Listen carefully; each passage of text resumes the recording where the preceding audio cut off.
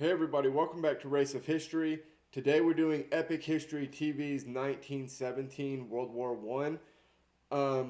After this series is over, we are going to get into Epic History TV's Napoleon series, so be on the lookout for that. And also, I have one more Alexander video coming at some point within either this series or the next series. But with all that being said, let's get into it.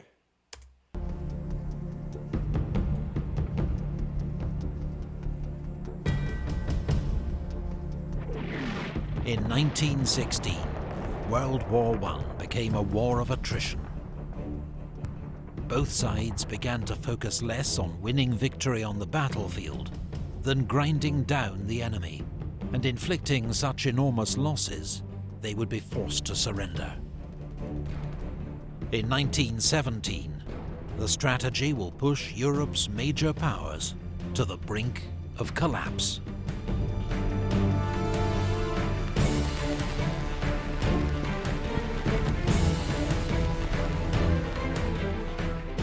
Germany knows it will lose a long war of attrition against the Allies, who have greater resources.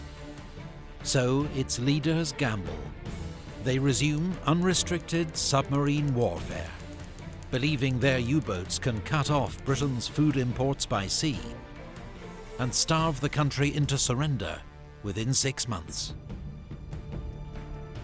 But the new shoot-on-sight tactics mean neutral American ships will inevitably be caught in the crossfire, risking America joining the war on the Allied side.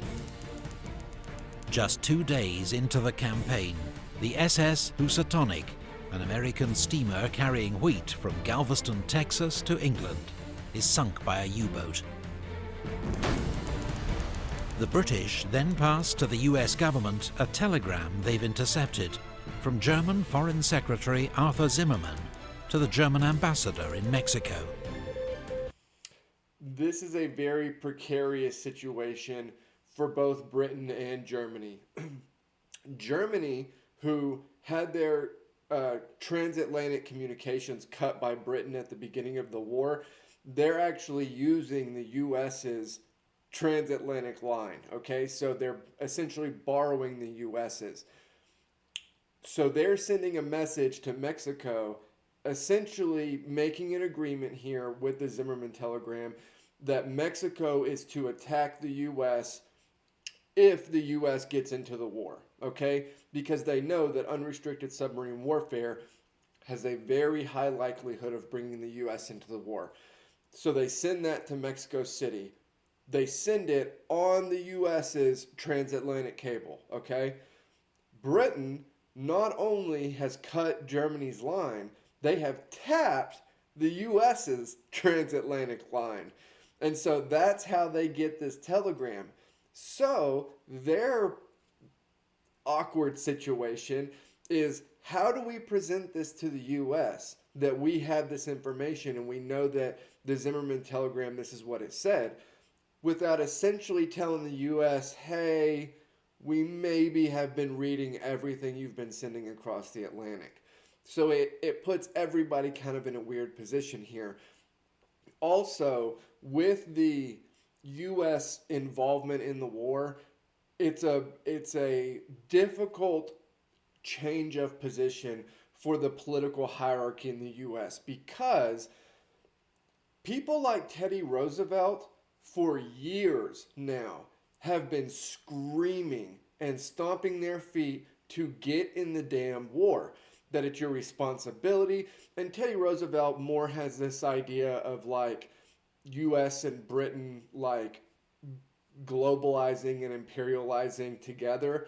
But people of that ilk have been screaming about the US getting into the war since the beginning. Well, it's so unpopular with the regular people in the US that even Teddy Roosevelt's own political party has been trying to like distance themselves from him because they're like, he's kind of a radical. Well, when the political sentiment in the US starts to shift, that then puts them in a weird spot because they've been calling people like Teddy Roosevelt a radical. but now you have the same view that he's had. So how do you kind of make that work?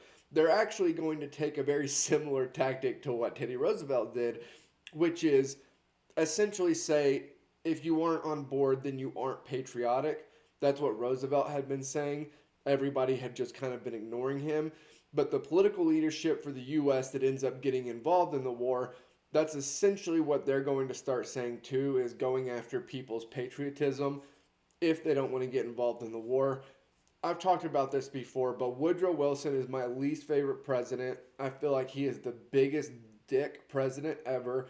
He is the most like holier than thou, always standing on a moral high ground, throwing stuff down. Like, he drives me nuts. That being said, let's see what happens. Germany is encouraging Mexico to attack America if America and Germany end up at war.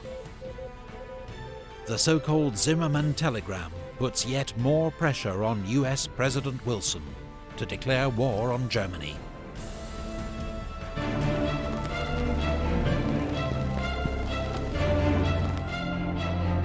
In Russia, enormous casualties and bread shortages lead to riots and revolution. The Tsar abdicates. A provisional government takes charge, pledging to continue the war. But at the front, Russian troops begin to desert en masse. After a string of German provocations, the US finally declares war on Germany. It brings immense resources to the Allied cause, but they will take many months to mobilize. And the German gamble of unrestricted submarine warfare may still pay off. April is the U-boats' most successful month of the war. They sink 886,000 tons of Allied shipping, an average of 17 ships a day, all packed with urgently needed food and supplies. Britain will face starvation if the U-boats are not defeated soon. On the Western Front, the British launched the Battle of Arras, a diversion to support a major upcoming French offensive. After heavy fighting, Canadian troops seize the high ground of Vimy Ridge. It's a limited Allied victory, but costs 150,000 Allied casualties to 130,000 German. Above the trenches, the First Air War has reached new levels of sophistication and deadliness. Reconnaissance aircraft are crucial for spotting enemy positions and directing artillery fire onto them. Scout aircraft or fighters try to shoot them down before they can execute their mission. New models of aircraft are developed every few months, but that spring, the superiority of German aircraft leads to heavy Allied losses in what becomes known as Bloody April.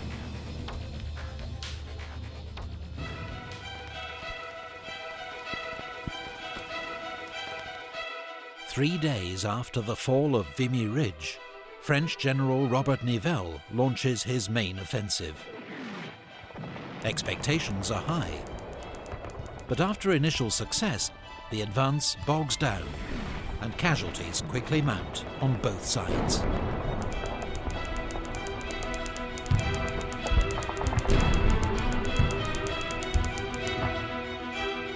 The apparently senseless losses cause morale in the French army to collapse. So with the Russian Revolution at this time period, a lot of these ideas are spreading through other countries and other armies too. There is a glaring movement to this war. That movement is, if you go on the offensive, you are probably going to get slaughtered. If you are on the defensive, you can normally stand up pretty well. There are offensives later in the war that will have far more success. But up to this point, most of the success is very short-lived. They're gaining very small pieces of territory, and it's taking tons of lives every time they make one of these pushes. And so you can understand the frustration from the soldiers involved, especially the French soldiers. The French had over 2 million casualties by the end of 1915. This is years later. And so you can imagine how just over this all of the people and all of the soldiers are at this point, and it's going to cause major problems for the French army under Nivelle coming up. Whole units mutiny, refusing to attack. General Nivelle is sacked as French commander-in-chief and replaced by General Pétain, hero of Verdun, who promises no more suicidal attacks. Pétain does a lot to get the French army back under control. He is lenient when he feels like he needs to be. He's extremely harsh when he feels like he needs to be. But he has much more of a pulse on the army as a whole. So he does a lot better job of kind of at least maintaining some semblance of, military order on the front. That summer, at Messines Ridge, the British tunnel under the German lines and detonate 19 enormous mines under the enemy position. It's the largest man-made explosion in history to date, and paves the way to a brilliant but highly local British victory.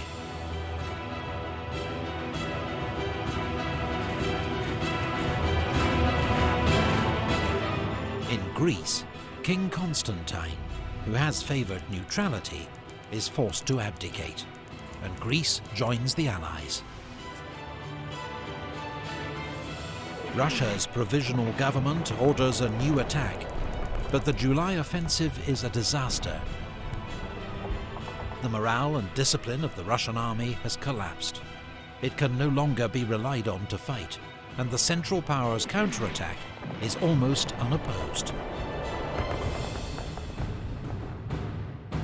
At sea, the Allies begin to group their merchant ships into convoys, which sail under naval escort. The new system leads to a steady fall in losses. The tide is turning in the U-boat war. This is seen as an incredibly brilliant and kind of simple strategy to handle the way that the U-boats operate.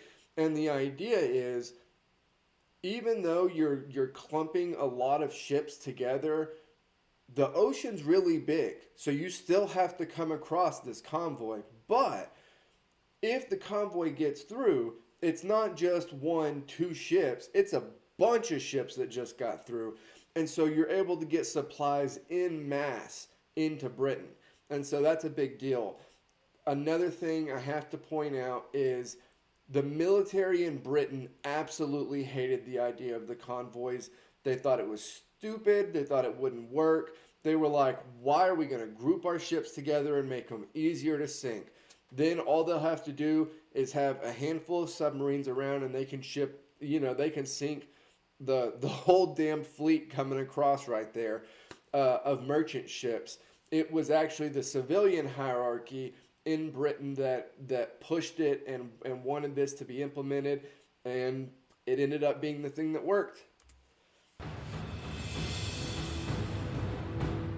As discontent with the war grows in Germany, the German parliament, the Reichstag, passes a peace resolution, calling for a peace of understanding and reconciliation. It's ignored by the German High Command, which now effectively rules the country as a military dictatorship. In Belgium, the British launched their major offensive of 1917, the Third Battle of Ypres. It will be remembered as Passchendaele. Heavy shelling, rain and broken irrigation channels turned the battlefield into a sea of mud. Passchendaele is known as basically being a battlefield of quicksand. It's so muddy, and there are so many shell holes, and it has rained, and there's just so much moisture on the battlefield that people will literally die sinking into mud. It is one of the weirdest, worst, like, battlefield, I don't know, setups ever. In these impossible conditions, all hopes of a breakthrough soon fade. The attack is called off after 3 months, by which point the British have suffered 240,000 casualties, the Germans 200,000.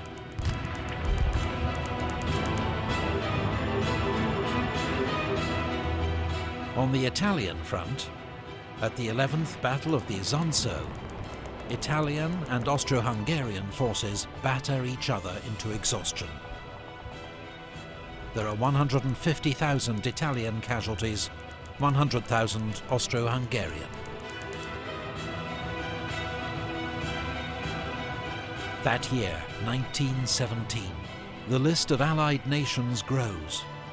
Brazil, Liberia, China, and Siam all declare war on Germany as a result of German U-boat attacks, or to curry favour with the Allies. China will contribute many thousands of labourers working for the Allies in Europe, the Middle East, and Asia. There's actually a theory now. It hasn't been totally debunked, but it's not seen as the most likely scenario. But there's actually a theory that this is where the outbreak of the flu came from, was laborers coming from the east to the west, and then that ended up causing an outbreak. They don't actually know exactly where it came from, but this is not expected to be it.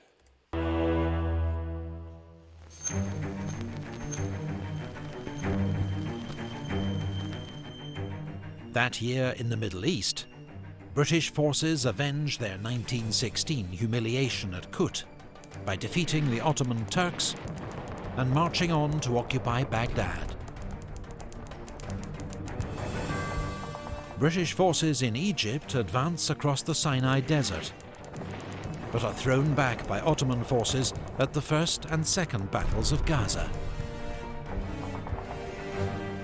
In July, Arab rebels capture the strategic Ottoman port of Aqaba. They are accompanied by a British military advisor, Captain T.E. Lawrence, better known as Lawrence of Arabia. The rebels that are Arab that are going against the Ottoman Empire here, they have no love for the Ottoman Empire. I want to make that clear. However, they are working under the impression that they are going to have this territory when the war ends. It talked about it last video, but the Sykes-Picot Agreement, the British have promised this territory to literally everybody, including themselves. So it's going to be a frustrating ordeal for a lot of different people when this war ends. That autumn, British Foreign Secretary Arthur Balfour issues the Balfour Declaration, expressing support for the creation of a national home for the Jews in Palestine. The aim is to rally Jewish support for the Allies, but the declaration contradicts existing pledges to Arab leaders. Yep.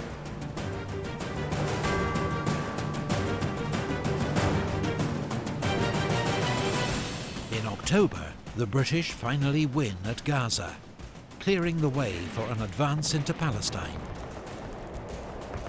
6 weeks later, General Allenby leads British troops into Jerusalem, ending 400 years of Ottoman rule.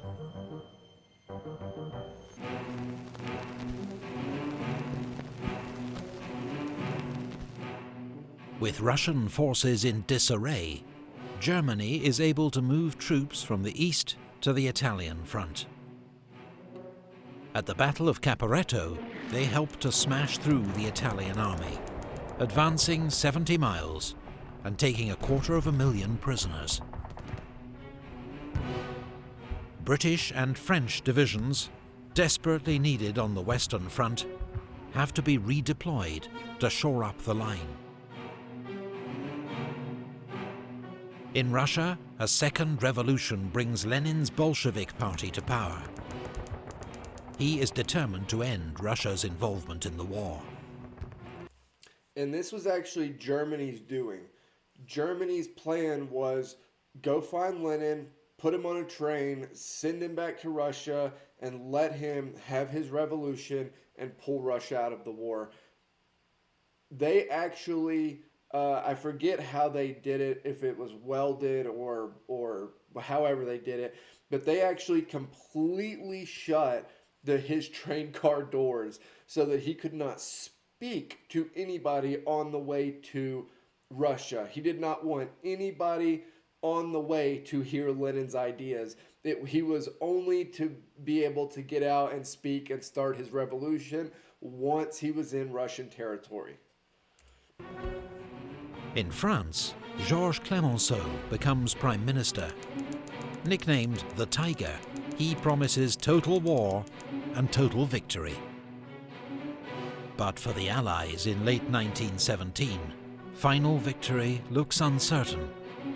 Russia has stopped fighting. French armies are recovering from mutiny.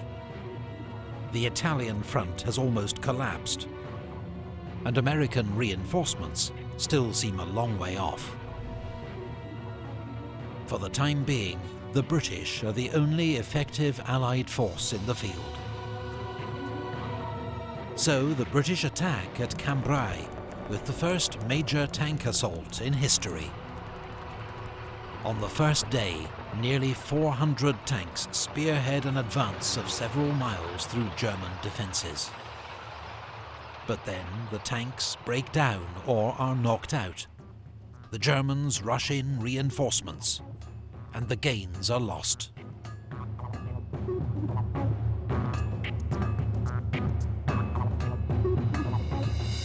Finland declares independence from Russia. Romania, isolated by the Russian collapse, signs an armistice with the Central Powers. 6 days later, Russia also signs an armistice. The Allied Eastern Front is no more. 1917 has seen one major Allied power, Russia, knocked out of the war. But the arrival of a fresh new ally, America. Germany knows only military victory can now save it from being overwhelmed by Allied resources, and begins planning one last massive onslaught for the spring of 1918.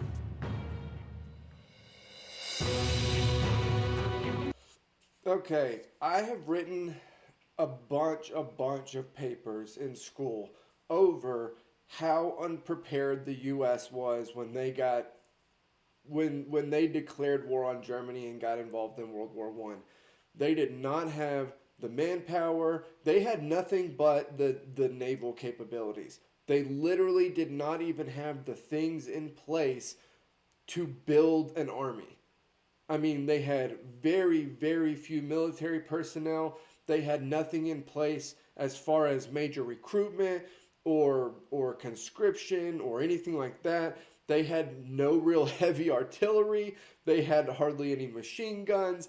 I mean, they are so wholly unprepared for World War I. And when Woodrow Wilson goes in and gives his declaration of war and the points and all that, a lot of the Congress that is there that day, they think that this is not going to be a U.S.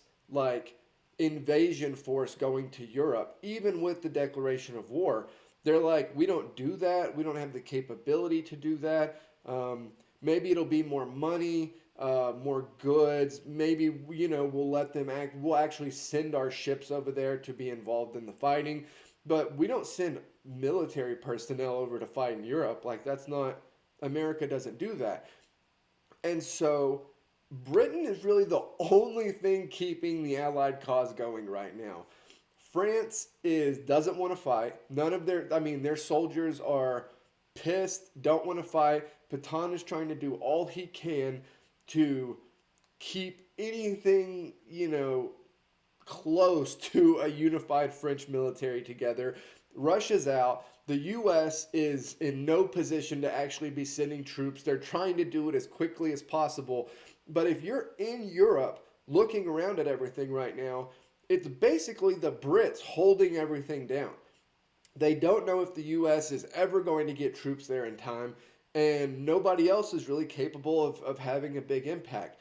And so this is where, the British did not have a real standing army up to this point. They are historically a naval power. There's a quote by Otto von Bismarck. He's asked by one of his staff members or somebody, what are you going to do if the British use their navy, their huge navy, to come across the channel and drop their army off? And Bismarck, being cheeky, says, if they do that, I shall have them arrested. Basically saying, like, if the British lands their army over here, I'll send a police force out to round them up and go throw them in jail. That is what the British army looked like up to this point. It has so quickly gotten up to speed, gotten millions of men over to the front, and that historically naval power is really the only thing keeping this war going at this very moment.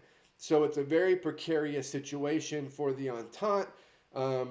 Going into 1918, things are going to change rather quickly, but it's a very precarious situation at this point. All right, so that was Epic History TV's World War I 1917. Like, comment, subscribe. I'll do 1918 probably tomorrow, and then start the Napoleonic series from Epic History tomorrow or the day after. But yeah, I'll see you guys next time.